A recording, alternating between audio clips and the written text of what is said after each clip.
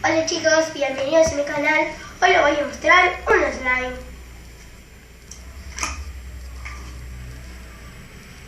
que he comprado. La cajita está muy buena también.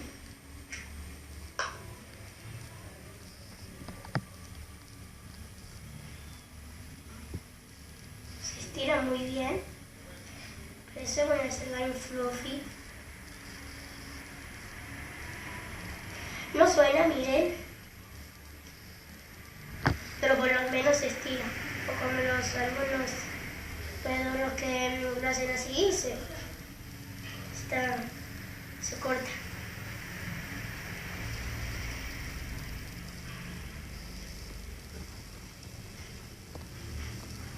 Miren, la caja es esta.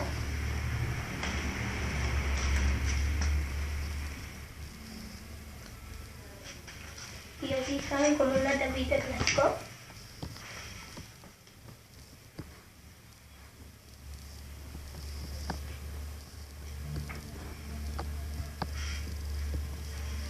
Me lo he comprado aquí en Carlos Casares porque hoy estoy acá. Como a mi hermano y a eso le ha comprado unas pinturitas, a mí me compraron esto porque le dijo la señora que no había masa, entonces me compraron esto.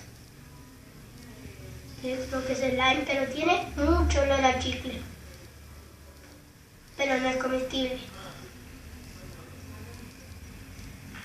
Y aunque sea comestible, yo no lo quiero comer.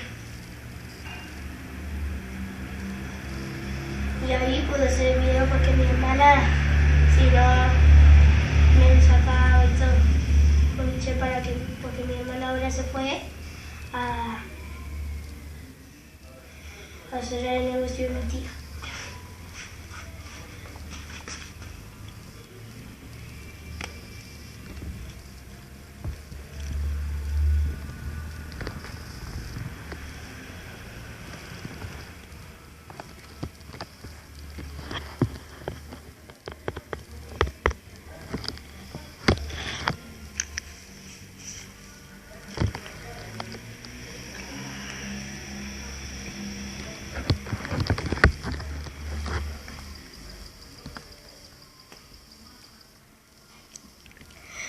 Bueno chicos, esto fue todo por el video y no se olviden suscribirse, darle like, nos vemos.